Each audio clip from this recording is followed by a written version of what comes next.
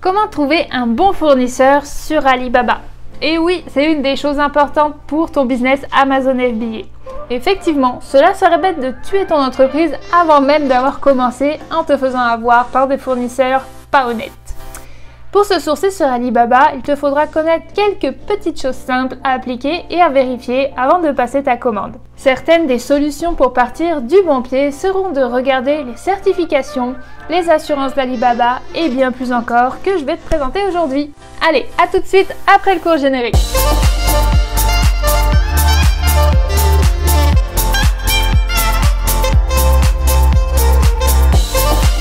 Hello tout le monde, c'est Coralie de Destination Liberté Financière et mon but est d'aider les gens dans leur processus pour créer un business en ligne Amazon FBA. Bienvenue à tous ceux qui sont nouveaux sur cette chaîne et si c'est ton cas, alors abonne-toi. Donc aujourd'hui, je vais alors vous montrer comment ne pas se faire avoir avec donc différents points clés pour trouver le fournisseur idéal sur Alibaba.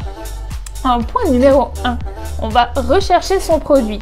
En point numéro 2, les vérifications Gold and Verified Supplier. En point numéro 3, les certificats et les standards de qualité. En point numéro 4, regardez les chiffres et la boutique. En 5, le contact et plus encore. En 6, le trade assurance. Et pour finir, numéro 7, le contrôle de qualité.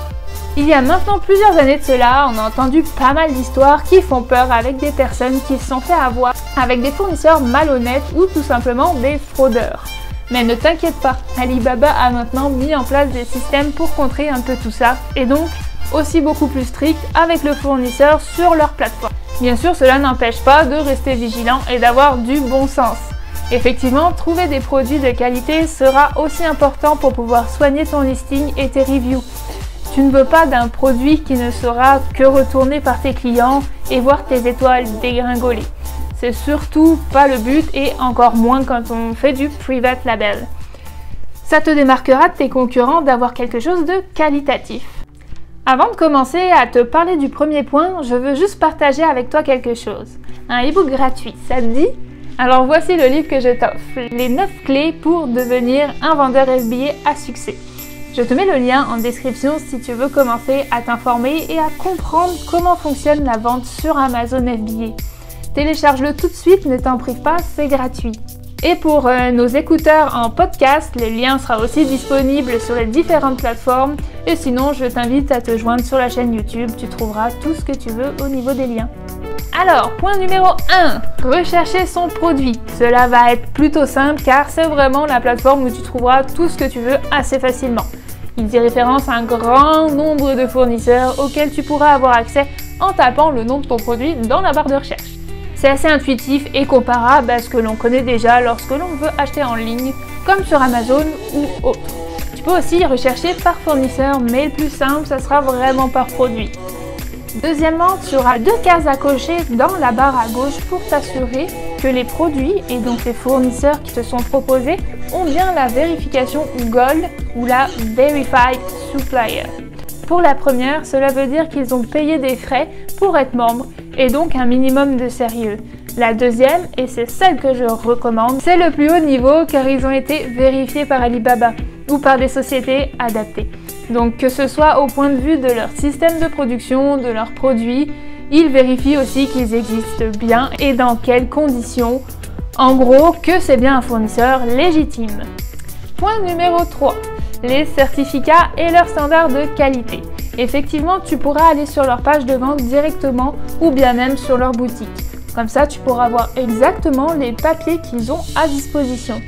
Si tu fais des produits qui ont besoin de la certification FDA ou CE, pour les importer, c'est aussi ici que tu pourras les trouver. Mais des fois, j'ai pu remarquer qu'ils n'y sont pas tous à 100%. Alors n'hésite pas à leur demander par message si jamais ils les auraient quand même pour ton produit. Étape numéro 4. Donc toujours quand tu es sur leur page de vente, tu peux voir affiché ici à droite le chiffre d'affaires. Bien évidemment, plus il est conséquent, plus c'est un bon signe pour toi. Tu peux aussi voir le temps de réponse, le nombre d'employés, s'ils ont été ponctuels dans leur livraison. Donc tout ça, déjà ça te forgera une confiance ou non. Regarde aussi si ce sont des trade companies ou des manufacturers. Avec ce dernier, tu pourrais avoir des prix moins chers car tu traites directement avec l'usine. Mais par contre, ça se pourrait qu'ils aient des MOQ plus élevés. La Trade Company peut être bien aussi car ils font affaire avec différents manufactureurs, donc un plus large choix et un accompagnement. Les prix sont donc aussi plus élevés, mais les MOQ beaucoup plus petits. Tu peux aussi tomber sur des fournisseurs qui feront les deux. Ça arrive, donc voilà, ça sera à toi de voir. Si tu descends plus bas dans la page, tu pourras encore trouver d'autres informations sur le produit. Puis encore plus bas sur l'entreprise et éventuellement aussi les certificats, comme j'en ai parlé plus tôt. Ensuite, si tu veux travailler avec eux sur le long terme, checker leur boutique entière aussi. Comme ça, tu pourrais avoir des opportunités futures, voir s'ils ont ton style de produit, si c'est ce qui te correspond. Parce que oui, une fois que tu auras réussi à en trouver un de bien, le meilleur, ça sera de pouvoir retravailler avec eux, car tu auras déjà confiance et ça t'économisera aussi beaucoup de temps et de recherche. C'est toujours plus confortable en fait. Point numéro 5. S'il y en a un qui t'intéresse, contacte-le via la boîte de messagerie Alibaba. C'est important d'avoir un bon feeling, des réponses rapides, qu'ils te suivent et de les sentir intéressés. C'est tellement plus agréable et comme ça tu peux jauger de leur professionnalisme aussi.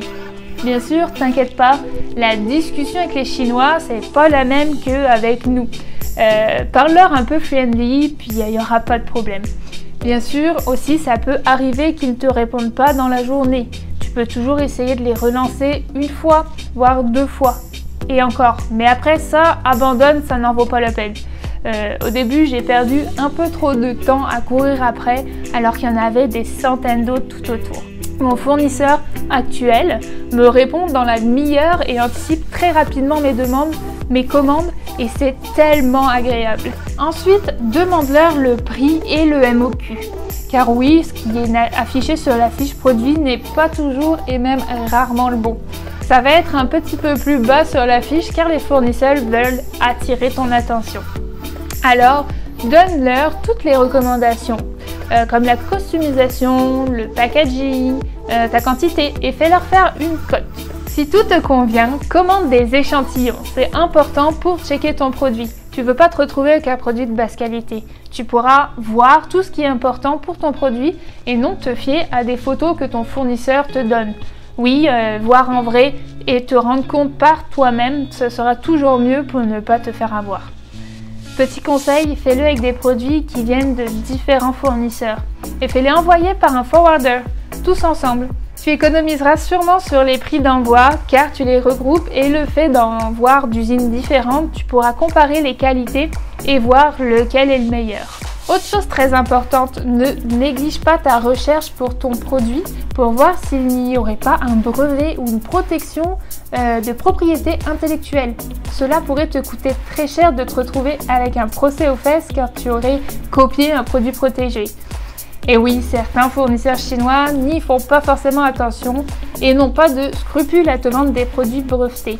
Ils peuvent effectivement ne pas l'être en Chine, mais l'être en France ou aux États-Unis aussi par exemple. Mais je te ferai une petite vidéo à ce sujet dans le futur. On passe au point numéro 6, qui n'est pas des moindres. Bon, une fois que tu auras checké tout ça, tu pourras placer ta commande sous la protection d'Alibaba avec la Trade Assurance. Comme ça, si jamais, parce qu'on n'est jamais à l'abri à 100%, si jamais vous avez un problème avec votre commande, ça va vous donner une protection, car Alibaba va donc s'en occuper avec les fournisseurs directement. Prenez vos jambes à votre cou si vous voyez qu'un fournisseur n'a pas la Trade Assurance. Ça prouve qu'il n'est pas sérieux car il ne voudra pas se retrouver avec des problèmes et des procès aux fesses. Donc s'il ne l'est pas, c'est qu'il ne veut pas se faire checker et se faire reprendre par Alibaba tout simplement car il sait qu'il ne fait pas ça correctement. Autre chose, ne faites pas un dépôt de plus de 30%. 30% c'est assez pour eux pour commencer à produire, pas besoin de 50 ou 70%, c'est trop. Notre dernier point est le point numéro 7. En tant que première commande, premier contact avec ton fournisseur, tu peux faire par des sociétés externes bien sûr, pas par ceux de ton fournisseur, sinon il y a conflit d'intérêts.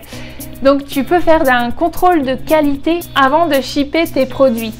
Fais-en analyser quelques-uns, bien sûr le nombre va dépendre de la quantité de ta commande, mais c'est important à faire. Tu auras donc un rapport détaillé avec des problèmes éventuels, de cassure, de couleur, de packaging ou encore d'impression et j'en passe. Et puis ça leur mettra aussi un petit coup de pression pour que tout soit parfait. Même si, ne vous inquiétez pas, il n'y a pas de commande parfaite à 100%, ça n'existe pas.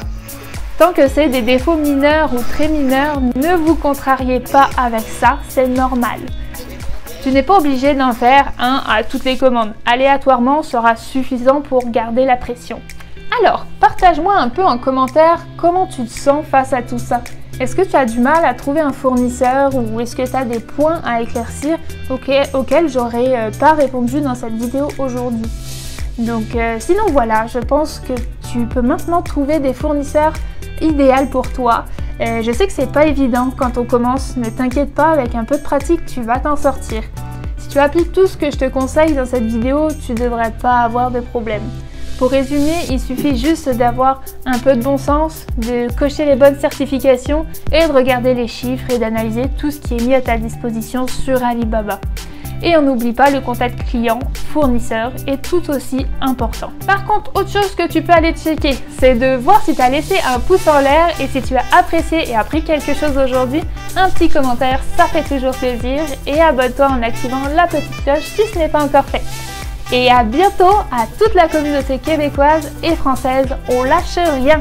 Ciao!